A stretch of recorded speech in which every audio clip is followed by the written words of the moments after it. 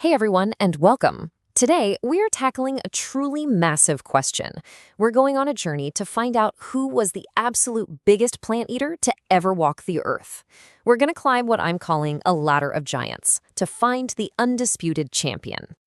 But to do that, we have to start with an even bigger question. Is there a hard limit on how big life can actually get on land? I mean, is there a physical ceiling that evolution just can't push past? As you're about to see, the answer is, well, it's pretty wild. So just to set the stage here, check this out. On one hand, you have the biggest land mammal we know of, Paraceratherium, clocking in around 20 tons. Super impressive, right? But then, look at the biggest land animal period, the dinosaur Argentinosaurus, at a staggering 90 tons. That gap isn't just big, it's a chasm. And that is the mystery we're here to solve. How did one group of animals get so unbelievably enormous?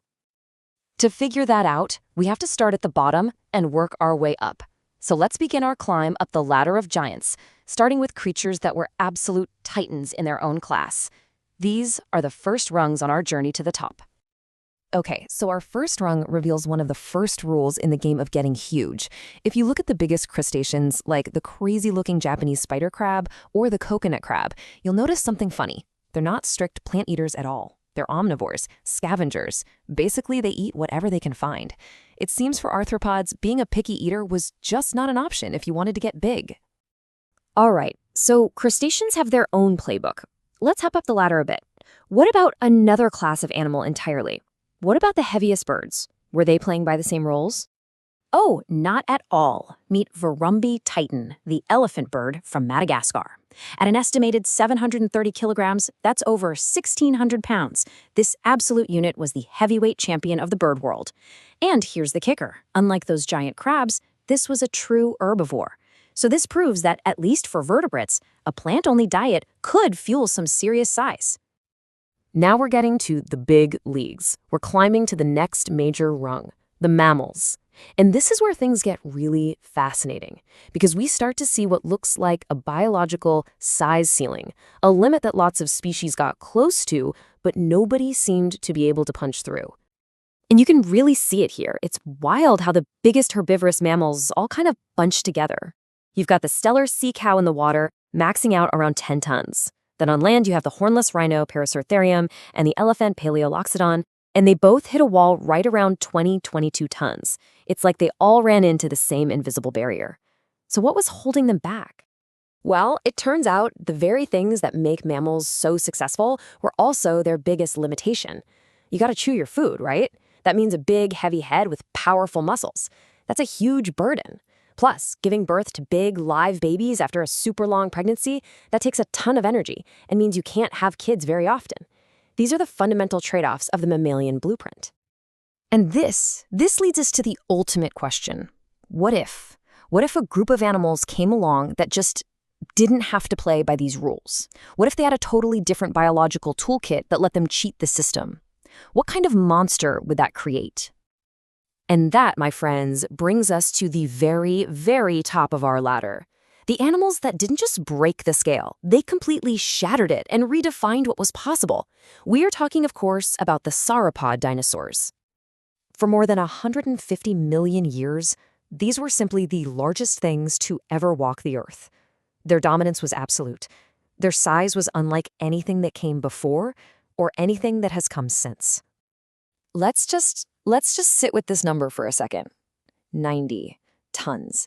That's the weight of an entire herd of 14 large African elephants, all crammed into one single animal. This is the giant we've been looking for. This is the peak. But how on earth did they do it? The secret was an incredible evolutionary cascade, a perfect storm of 4 key features.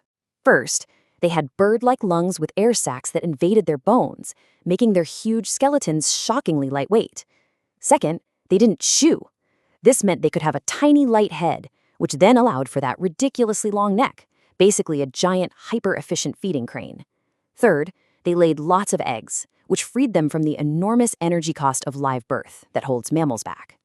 And finally, they grew at an insane rate, getting too big for predators to eat in record time. It was a perfect recipe for a giant. Figuring out this animal's true size didn't happen overnight. It's been a real scientific detective story.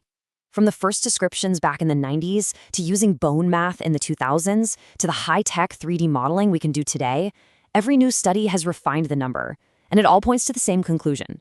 This was, without a doubt, the biggest verified animal to ever walk on land. So after climbing our entire ladder, what have we actually learned?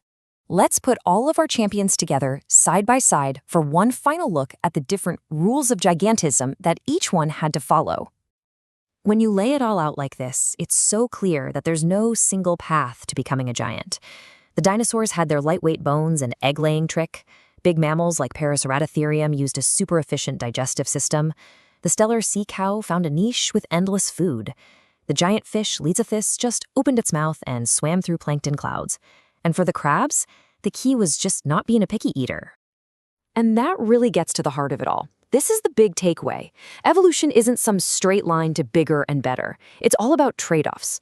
The sauropods traded chewing for reach. Mammals traded sheer size for taking really good care of their few babies. Each strategy was a brilliant solution to a unique puzzle, perfectly suited for a specific time and place on Earth. So this leaves us with one final, massive idea to chew on. We know our planet can support 90-ton land animals. The blueprint is there. But could it happen again? In a world with new climates, new ecosystems, new pressures, could giants ever rule again? And if they did, what new, crazy rules would they have to invent to get there? Now that's something to think about.